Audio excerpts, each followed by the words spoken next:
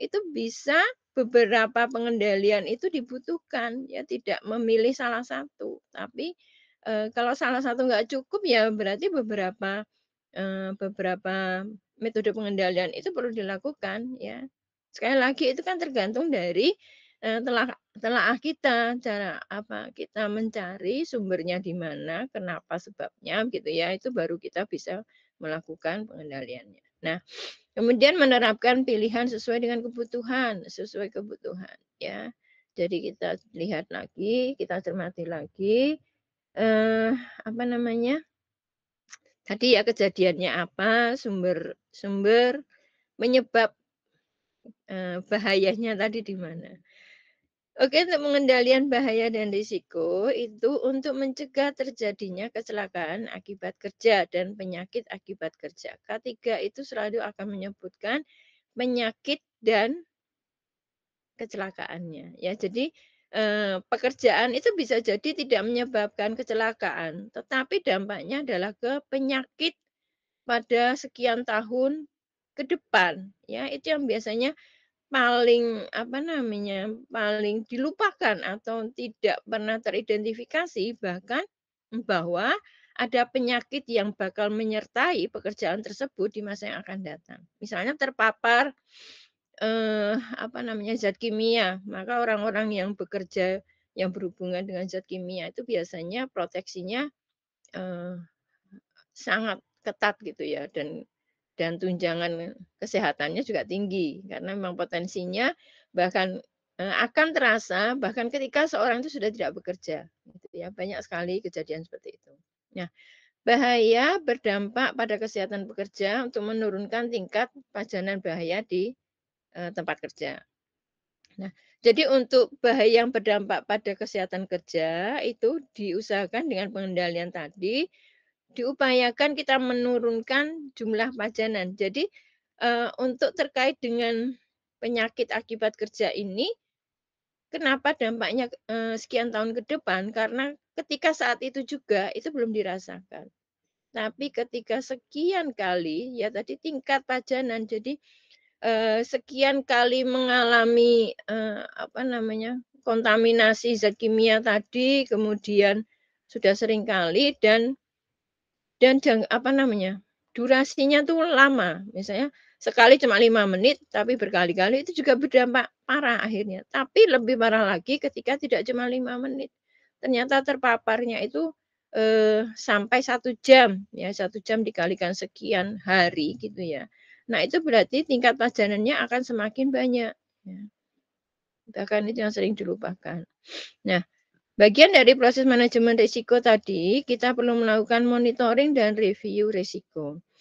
Ini adalah bagian yang direncanakan dari proses manajemen risiko dan melibatkan pemeriksaan reguler atau surveillance. Jadi ada pihak lain yang terlibat dalam, pengawasan gitu ya. Jadi ini adalah surveillance nanti tugasnya reguler untuk mengawasi, proses dari manajemen risiko tersebut. Nah, tanggung jawab untuk monitoring dan review ini harus ditetapkan secara jelas, nanti siapa gitu ya.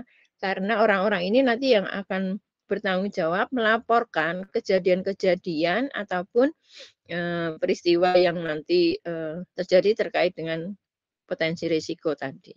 Nah, kemudian yang kedua, komunikasi dan konsultasi pada semua tahapan proses. Nah, ini dengan pemangku kepentingan, baik eksternal maupun internal, itu harus berlangsung pada semua tahap proses manajemen risiko.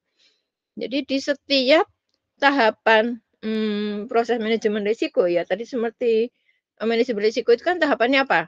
Identifikasi, kemudian melakukan penilaian, pengendalian ya, itu proses-proses yang, di setiap tahapnya itu ada pihak-pihak yang, baik internal maupun eksternal yang terlibat di dalamnya. Nah, ini bagaimana di setiap tahap ini nanti, orang-orang tersebut bakal terlibat dan, bertanggung jawab ya untuk monitoring dan mereview.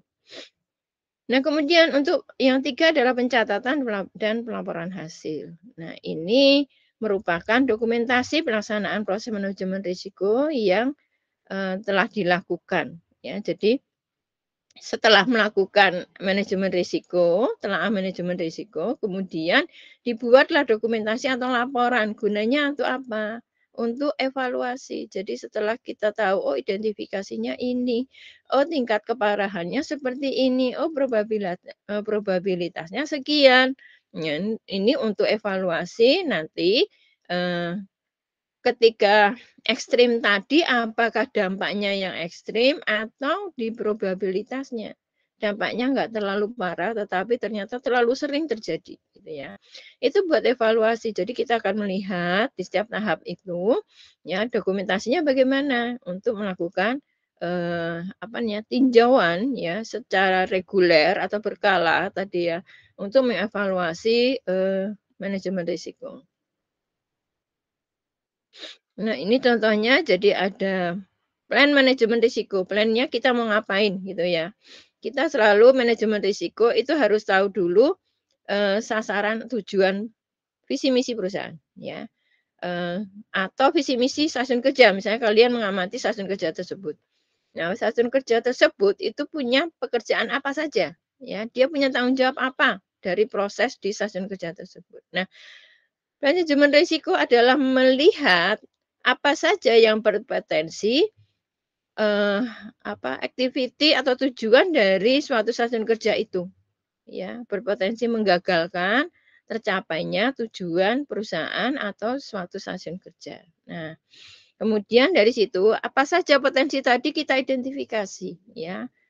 Dari hasil identifikasi kita peroleh bahwa aktiviti stasiun kerja tersebut gagal karena apa ya, misalnya dari fasilitasnya, dari orangnya, dari materialnya, ya, dari SOP-nya, ya, kita selidiki semua, ya. Apakah ada lainnya lagi yang bisa terlibat, misalnya dari eksternal yang kita nggak terlalu, apa namanya, pertimbangkan ya, misalnya tiba-tiba korsleting listrik gitu ya, itu karena kecerobohan atau karena memang instalasinya nggak benar gitu ya. Nah, kemudian setelah itu kita cari performansi kuantitatifnya, ya. Seberapa parah, seberapa sering tadi, dari analisis risikonya. Nah, kemudian kita nanti akan melihat hasil ya perform dari kualifikasinya dulu ya. Kualitasnya seperti apa ya, kemudian nanti kuantitasnya.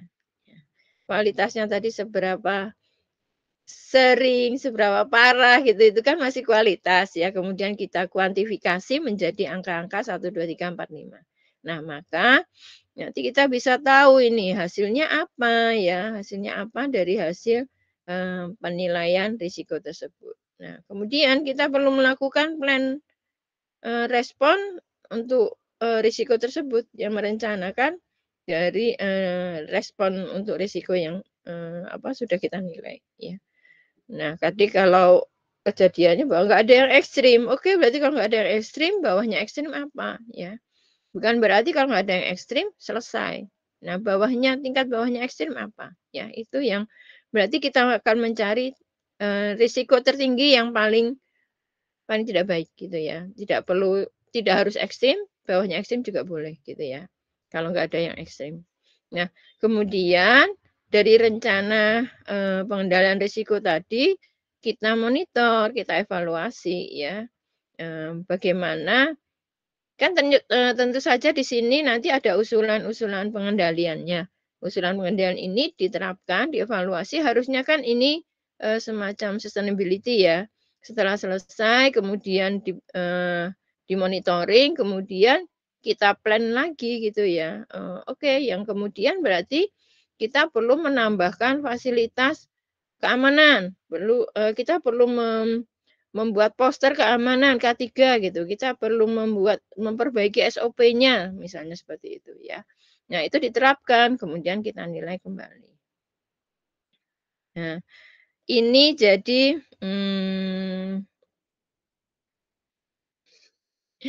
bisa kita lihat di sini ya. Ini misalnya ada penjahat gitu ya, penjahat sedang beraksi. Nah, risikonya dia ternyata dia memasuki wilayah yang ada pengamannya yaitu anjing gitu ya. Nah, ini hazard, ini penyebab penyebab dari dia mengalami sesuatu ya. Ternyata ketahuan nih, kemudian anjingnya ini gigit. Nah, ini risikonya digigit anjing karena ketahuan dia mau, ngerampok gitu ya atau mau mencuri. Nah, ini sumbernya siapa ini? Resiko resiko dia mencuri adalah digigit anjing, sumber resikonya apa? Ada yang tahu? Digigit anjing itu sumber sumber sumber bahayanya di mana? Ini hazard-nya. Sumber bahayanya di mana? Nggak bakal digigit anjing kalau nggak ada anjingnya. Nggak ada anjingnya, ya maka ini sumbernya, sumber bahayanya, ya. Jadi nggak bakalan digigit kalau nggak ada anjingnya. Berarti, pencuri nanti aman lah kalau lihat di suatu tempat tersebut nggak ada anjingnya. Ya, tapi nggak juga seperti itu ya, ada CCTV gitu yang lebih jinak, tapi matikan dengan CCTV langsung laporan polisi, langsung tangkap gitu ya. Tapi kan dia nggak digigit anjing gitu ya. Nah, maka di sini ada beberapa yang menjadi antisipasi bagi si penjahat tadi ya, mengeliminasi ya, dia bisa membunuh ya dengan bawa pistol ya. Jadi tadi, apa namanya, pistol ini langsung dieliminasi, langsung dihilangkan sumbernya ya, dibunuh mati ya. Atau supaya tidak terlalu parah digigit anjing itu, anjingnya rabies sehingga bisa mati ya, kita ganti nih anjingnya menjadi kucing. Tapi kucing nggak galak. Ini contoh substitusi ya.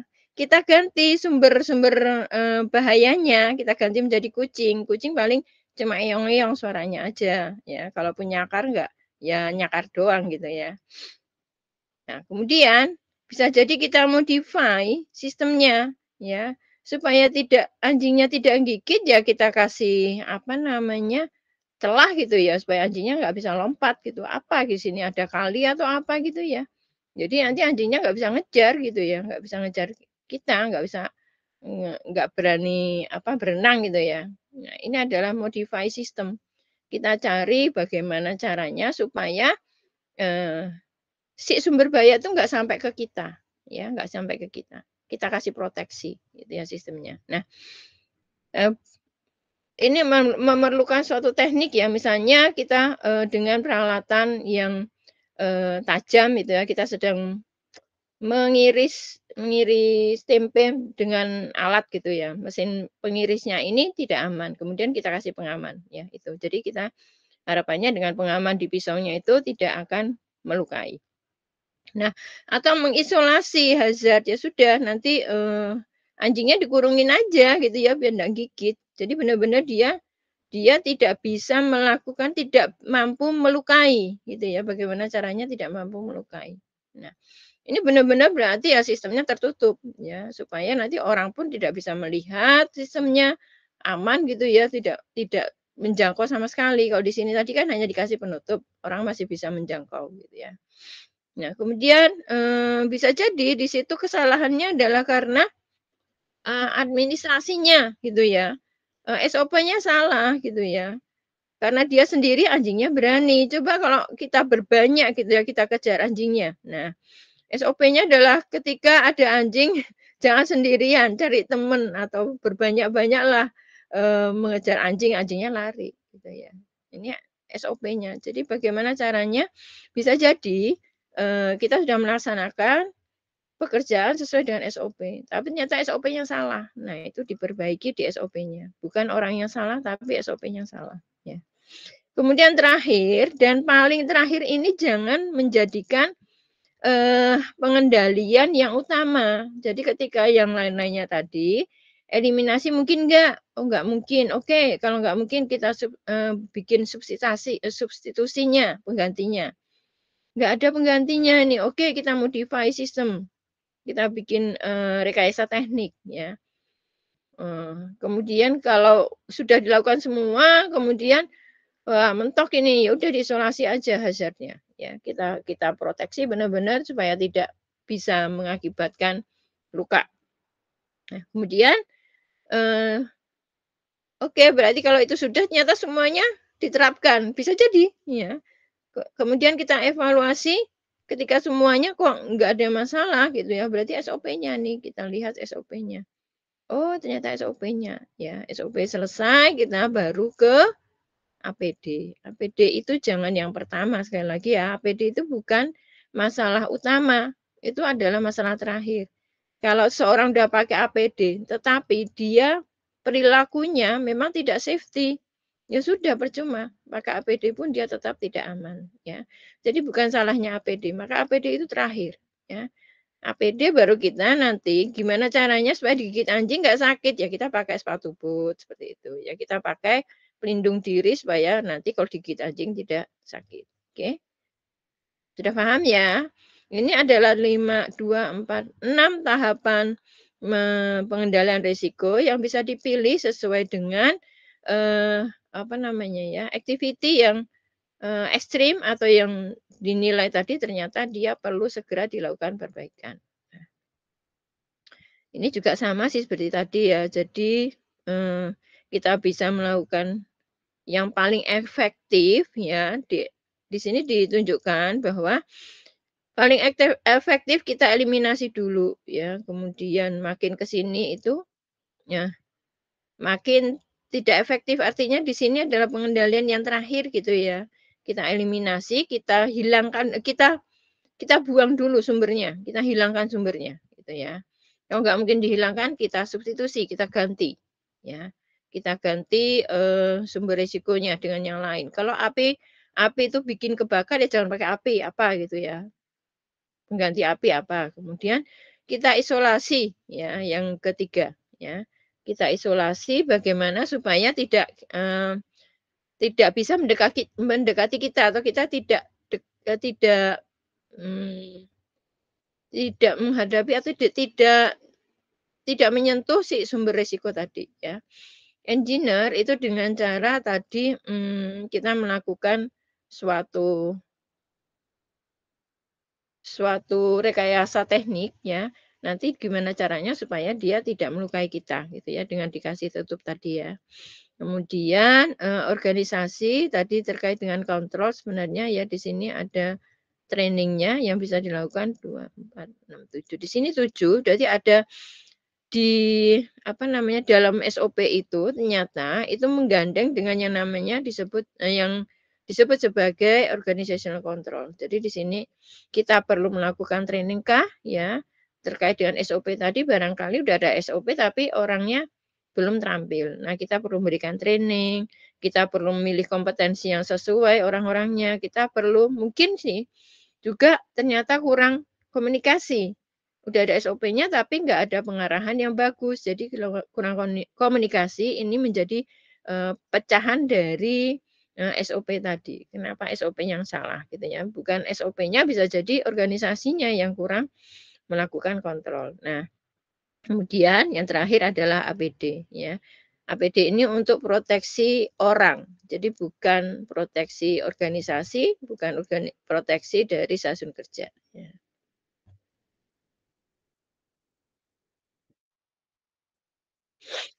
Nah, di sini adalah, mmm, piramida terbalik dari, apa namanya, pengendalian risiko, ya.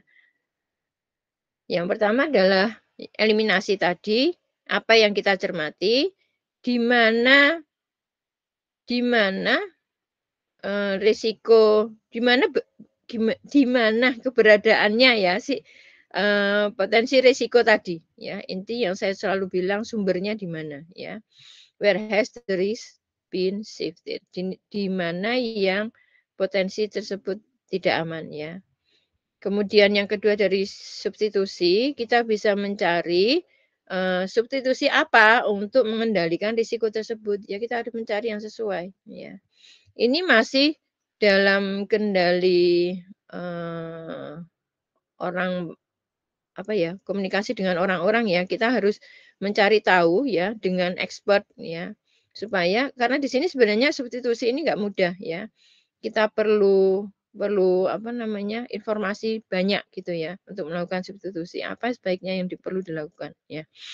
penggantinya apa gitu ya. Kemudian isolasi, apa yang perlu kita, proteksi untuk sumber daya tadi, kemudian engineer ini perlu mengasah otak atau perlu penelitian mungkin malahan jugaannya, untuk mencari rekayasa teknik yang sesuai untuk kondisi tersebut ya. Kemudian untuk training administrasi atau SOP tadi, kita perlu mencermati SOP dan melakukan training terkait sebenarnya SOP itu di dalamnya kan juga ada melakukan training untuk, eee tenaga kerja yang mungkin memang belum terampil atau tidak tahu tentang safety gitu ya. Nah, ini bagian dari sudah masuki ke personelnya. Jadi tadi adalah kalau yang isolasi tadi, apakah ada isolasi yang bisa dipilih gitu ya, isolasi apa yang tepat gitu ya. Kemudian terkait dengan rekayasa teknik tadi, mmm, apa yang bisa kita rekayasakan ya terkait dengan, mungkin memperbaiki fasilitasnya bisa jadi ya, dengan membuat alat yang lebih safety gitu ya. Kemudian training tadi, apa yang tidak diketahui oleh orang-orang di sini, administrasi tadi. Kalau sudah ada SOP-nya, udah diketahui semua, ada nggak yang belum diketahui? Nah, itu berarti belum masuk SOP, ya kita perlu mencermati itu. Kemudian APD, apa yang penting untuk APD? Jadi sebenarnya kan A kita mau pakai APD itu kan tergantung dari pekerjaan kita, ya. Kita melakukan apa, kita perlu APD yang mana, gitu ya. Jadi nggak sembarang perusahaan itu menyediakan APD untuk semuanya, ada helmnya, sepatu bootnya gitu ya, kemudian ada masker, ada, sarung tangan, ada earplug juga. Nah, ini kalau seorang bekerja di ruangan, apa perlu seperti itu orang di kantoran? Enggak kan? Berarti APD ini harus sesuai ya dengan apa yang, pekerjaan apa yang dilakukan oleh seseorang tersebut ya. Jadi mana mana APD yang penting untuk pekerjaan atau yang sesuai untuk pekerjaan yang dilakukan. Nah, ini adalah risk control-nya. Yang pertama adalah kita melakukan analisa dan ranking risikonya. Kemudian kita cari batas toleransi risikonya, ya. Setelah itu kita melakukan reduksi probabilitasnya mungkin atau konsekuensinya yang kita reduksi. Kemudian kita transfer risikonya atau kita menghindari, ya. Kita transfer tadi kita mencari pihak eksternal, pihak ketiga, ya, yang ikut yang bersedia ikut menanggung risiko yang kita derita. Atau kita menghindari, udahlah kalau nggak mau berisiko itu jangan lakukan, itu menghindari, ya jangan lakukan. Kemudian setelah itu, dari semuanya itu kita perlu melakukan pertimbangan biaya dan manfaatnya, ya. Dengan melakukan reduksi konsekuensi atau reduksi probability tadi, berapa biayanya, kemudian manfaat yang diperoleh seberapa. Kita perlu memilih mana yang perusahaan tersebut mampu ya melakukan itu. Seberapa perusahaan mampu melakukan reduksi probability maupun konsekuensinya. Nah, setelah itu nanti dilakukan pemilihan dan rekomendasi dari strategi pengendaliannya ya. Tadi sudah ada usulan beberapa pengendalian, ada 6 macam pengendalian. Mana yang mampu dikerjakan oleh perusahaan ya. Paling mampu mungkin ya memang menyediakan APD karena paling murah, kemudian memperbaiki SOP gitu ya. Kalau nanti sampai ke rekayasa teknik, sepertinya perlu biaya yang cukup lumayan ya. Nah, kemudian setelah itu nanti, persiapan rencana pengendaliannya apa ya, apakah kita mau mereduksi probability, atau mau mereduksi konsekuensi, atau mau transfer aja risikonya, biarkan, biarkan biarkan kecelakaan itu terjadi, kita carikan dana gitu ya, enggak juga ya kasihan karyawannya kalau seperti itu. Kemudian apakah kita memilih menghindari saja ya dari persiapan pengendaliannya. Ternyata dari semua itu diperoleh salah satu ya, maka kita tinggal mencari sisa risiko dalam batas toleransi. Nah, artinya kan masih ada, resiko yang lain yang kita tinggalkan tadi ya, itu adalah sisa resiko yang masih perlu kita evaluasi berikutnya. Nah, nanti kita cari lagi sampai di sini, sampai mana batas toleransi risiko itu mampu dikendalikan oleh perusahaan, ya. Di samping itu dilakukan monitoring dan review. Nah, di sini, terjadilah sustainability ya, di mana itu adalah umpan balik yang terus-menerus dilakukan dalam sistem, eee, manajemen risiko. Selanjutnya untuk hierarki pengendalian risiko K3, eliminasi tadi dengan mengeliminasi sumber bahayanya, ya. Kemudian kalau substitusi tadi kita, melakukan substitusi alat, mesin, ataupun bahannya, ya. Kita mengganti alatnya kah, menggantikan mesinnya kah, mengganti bahannya, ya. Kemudian kita melakukan, rekayasa, teknik tadi ya, perancangan desain, bisa kita modifikasi alatnya kalau memang alatnya tidak safety, atau kita rancang ulang alatnya, atau kita rancang lagi mesinnya, atau tempat kerjanya yang sebenarnya tidak aman. Ya, kita perbaiki, kita rancang yang mana yang sesuai. Nah, ketiga hal ini itu kaitannya dengan tempat kerja atau pekerjaan yang aman untuk mengurangi bahaya. Ya, di tempat kerja itu ada sumber bahayanya, ada mesin, alat, bahan, ya, kemudian semua hal termasuk di sini tempat kerjanya tidak safety, ini adalah hal-hal yang bisa kita temui di tempat kerja. Ya, ini terkait dengan pekerjaan aman yang seperti ada dari administrasi itu terkait dengan prosedur tadi ya, kemudian aturan-aturannya seperti apa, pelatihan yang sudah diberikan perusahaan, durasi kerja, ya ini nanti potensinya ke kesehatan kerja. Tanda bahaya ada enggak? Kalau ada tanda bahaya orang bakal hati-hati, tapi kalau nggak ada tanda bahaya, ya sudah karena dia nggak tahu itu berbahaya, ya bakal terjadi ya. Ada rambu-rambu, ada poster pengingat, ada label, ya. Semua ini adalah, dalam rangka, perbaikan di bidang administrasi. Nah, ini berarti terkait dengan tenaga kerjanya, ya.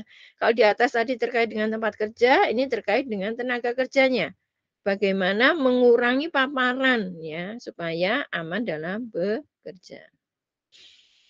Nah, APD dari tenaga kerja, jadi pengendalian risiko itu merupakan suatu hierarki, dilakukan berurutan sampai dengan tingkat risiko bahaya berkurang menuju titik yang aman, ya. Nah, ini dilakukan dengan menggunakan APD, ya. Jadi APD ini adalah sekali lagi tadi adalah, hierarki yang terendah, artinya pilihan terakhir ya, APD. Jadi, ketika semuanya sudah dilakukan, kita periksa APD-nya sudah sesuai atau belum. Ya bisa jadi disediakan APD, kenapa nggak dipakai? Karena ternyata APD-nya ini, tidak nyaman atau tidak sesuai, atau jumlahnya nggak sebanyak tenaga kerjanya. Jadi ada yang pakai, ada yang enggak. Ada yang sudah rusak APD-nya, ya kaos tangannya udah sobek-sobek. Helmnya sudah retak ya, kemudian, ya seperti itu, sudah tidak sesuai atau mungkin kebesaran, nggak nyaman makanya ya, berarti kan harus, mencarikan saya pernah di Krakatau Steel itu, KP ya, di sana suruh wajib pakai sepatu safety seperti ini, ukurannya Masya Allah gede banget ya, "Iki kepiye le nganggo?" Gitu ya, sampai yes, sepatunya nyemplung, akhirnya kita pakai kami ya, saya sama teman-teman saya 3 orang tuh cewek semua ya. Sepatunya masuk ke dalam suatu bot lagi, karena ternyata kebesaran dan tidak ada ukuran lainnya, nggak nyaman juga ya, tapi mau nggak mau kita masuk daerah berbahaya harus pakai itu, kecipratan. Karena Krakatau Steel itu kan peleburan, baja, kecipratan sedikit aja bakal melubangi sepatu kita, baju kita ya, Mbak. Jadi baju pun harus baju yang jin, ya, kemudian helm wajib, ya, kemudian sepatunya harus sepatu seperti ini. Tapi kaos tangan kita nggak pakai karena kita nggak megang, benda, ya. Kemudian, tidak juga dekat dengan, sumber panasnya, jadi nggak perlu pakai alat-alat yang lain. Oke, selanjutnya adalah dalam pengendalian, itu kita melakukan penyampaian saran atau rekomendasi, ya, ke siapa? Rekomendasi yang kita buat itu kita, ditujukan kepada pemberi kerja, siapa? perusahaannya, atau ke pengusahanya, atau pengurus ya. Kalau pengusahanya, duduk manis di atas, ada pengurusnya nih, udah semua hal terkait dengan keselamatan kerja saya limpahkan pada kamu gitu ya, ini pengurusnya. Ya. Untuk melakukan apa? Pengendalian kecelakaan akibat kerja ataupun penyakit akibat kerja, ya. Tujuannya ke sana, supaya bisa mengendalikan, sebenarnya mengendalikan ini tidak harus sampai benar-benar zero, ya, belum tentu bisa zero, ya, bisa jadi yang penting adalah mengurangi. Karena perbaikan ini tidak harus saat itu juga selesai, itu perlu, tahapan atau perlu, peningkatan terus-menerus ya. Tahap ini baru mengurangi, berikutnya dikurangi lagi, akhirnya nanti ending-nya 0 gitu ya. Tidak seperti apa, sulapan ya, simsalabim langsung hilang itu ya sumber resikonya. Kalau mau eliminasi bisa tadi ya, sumber resikonya anjing tadi tembak, selesai gitu ya. Nah, tidak semua seperti itu, tidak semua hal bisa seperti itu. Nah, ini harus disampaikan kepada pemberi kerja juga ya, pemberi kerja, pengusaha, atau pengurus organisasi tadi ya. Nah, kemudian proses penyampaian saran itu dapat disampaikan melalui forum rapat koordinasi. Jadi disaksikan atau didengarkan oleh banyak orang, kalau bisa bekerjanya juga ya. Atau rapat rutin, atau dengan membuat laporan tertulis. Jika kita orang luar yang tidak diperkenankan untuk melakukan rapat dengan orang-orang dalam, nah kita buat laporan tertulis dan mereka nanti yang akan koordinasi sendiri, ya. Nah, ini beberapa potensi, seperti di Krakatau Steel itu seperti ini yang terjadi ya. Tapi ini furnisnya sangat besar ya, besar sekali gitu karena yang dicetak juga barangnya besar, sebesar spring bed. Bayangkan yang dilebur ini barangnya seberapa banyak dan dia tergantung di atas, nah itu nek jebol piye? Tidak terbayangkan saat itu saya cuma ternganga saja melihat furnis yang besar sekali di atas dan dia kalau, dituang tadi seperti ini melewati, semacam got gitu ya menuju ke pencetakannya ada di bawah. Nah, potensi juga di sini apa ini, seseorang yang masuk ke dalam, gorong-gorong ya, gorong-gorong yang sudah biasa ditutup setiap saat, ditutup terus ya, tidak pernah dibuka, ya.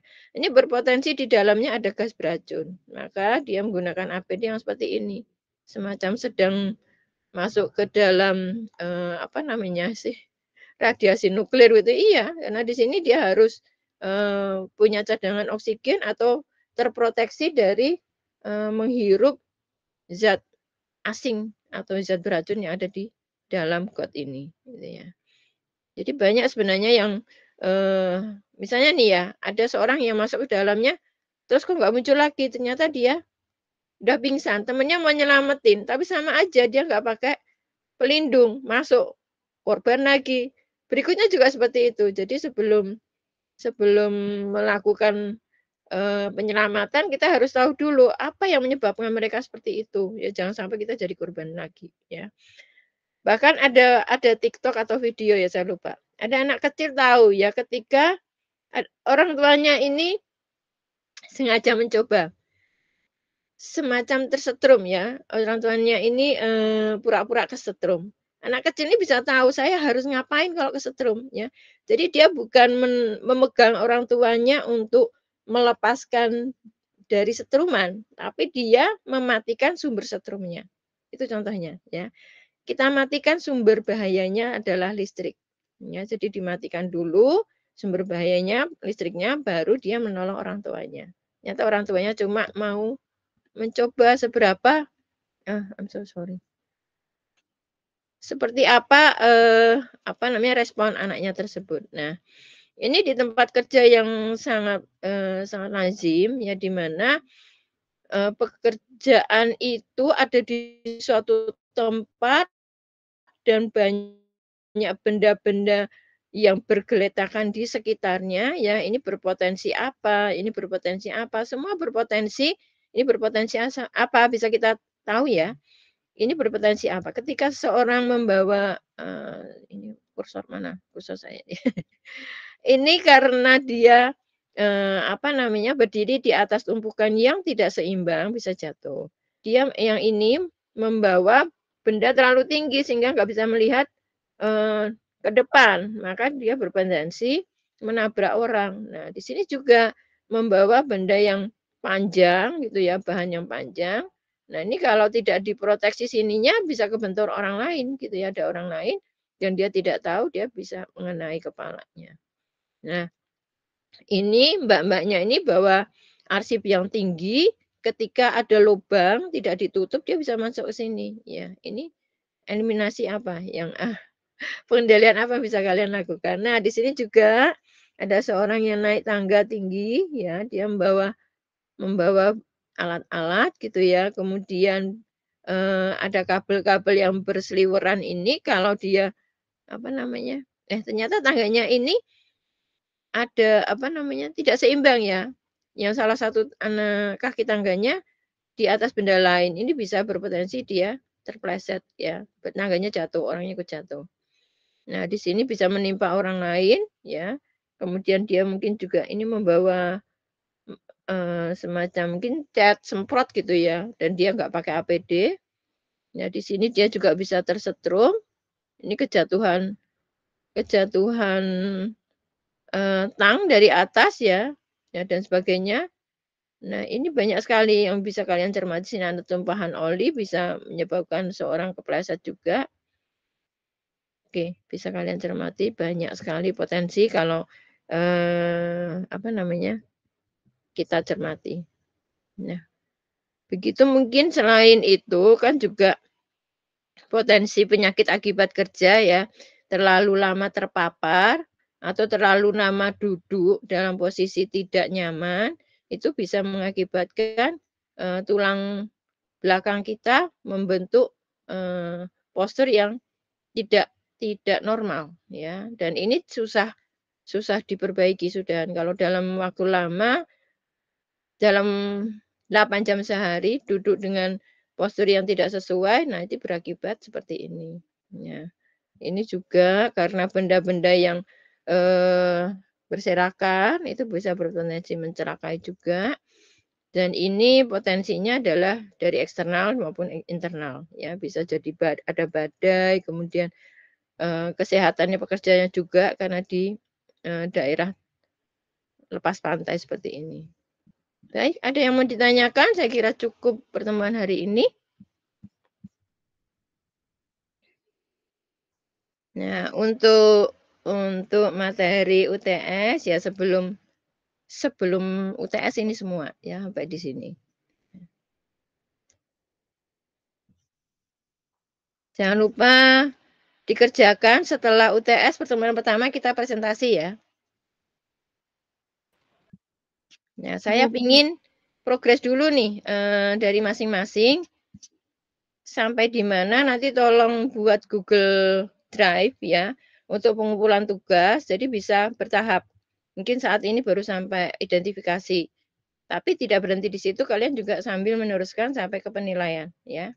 Sampai nanti ending-nya adalah pengendalian. Harapan saya setelah UTS semuanya sudah ready untuk presentasi sampai pengendalian ya. Ada yang mau protes? Ada yang mau ditanyakan?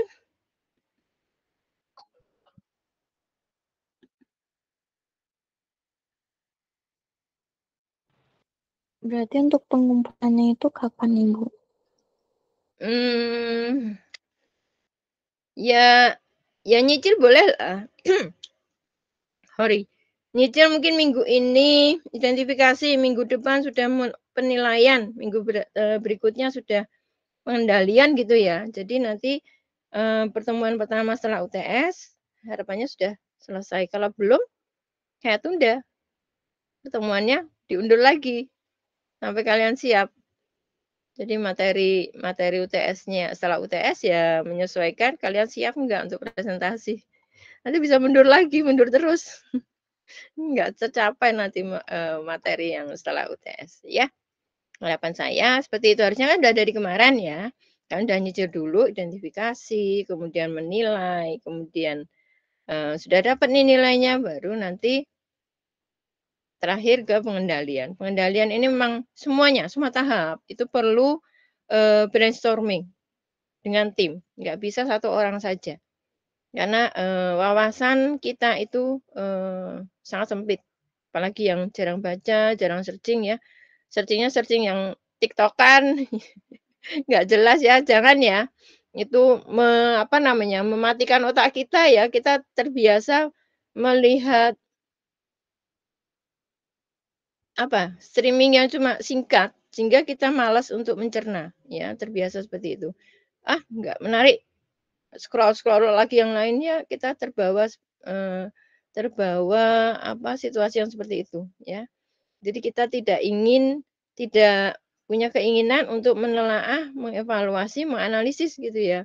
Jadi ada suatu peristiwa itu, kadang kita terjebak, judulnya apa, peristiwanya apa gitu ya, nggak jelas banget gitu ya. Ada ambulan nyemplung nyemplung sungai, terus, eee, apanya, komennya, "Telah meninggal dunia, innalillahi," gitu ya. Eee, diakibatkan ambulan yang nyemplung sungai, maka satu orang tewas, gitu kan. Ada yang komen langsung, "Kayaknya aneh deh ini caption-nya." Kenapa? Ya emang ambulannya bawa orang mati, ya pasti mati ya, tapi yang bawa itu selamat semua. Itu sudah terjebak kan ada yang meninggal langsung, pengen tahu, ternyata ya gitu-gitu aja gitu ya. Pandai-pandai orang memikat ya dengan judul itu kadang kita tertipu ya, padahal beritanya ya gitu aja, gak jelas banget gitu ya, kadang kita sebel lihat, "Ini ngomongin apa sih?" Gitu ya, yang diomongin apa, eee, realnya seperti apa gitu ya. Oke gitu mungkin, ada lagi yang mau ditanyakan? Mohon maaf, semalam ada yang nanyakan, "Ketua bukannya besok Ibu gimana online apa offline?" Ya, tapi sampai jam 7 belum ada info dan saya ternyata ribuh banget tadi pagi. Nggak mungkin saya bisa berangkat jam 7 dari rumah. Ya akhirnya, ya sudahlah saya infokan anu aja, online aja, ya.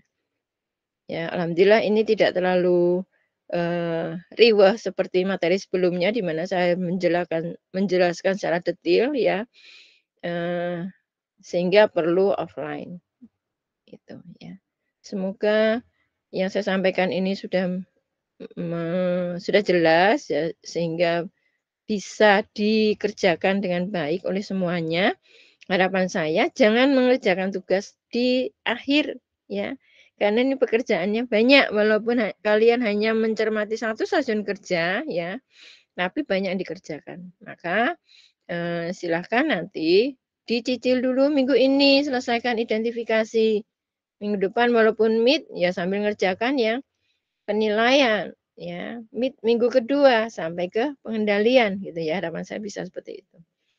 Oke, ada lagi yang mau tanya?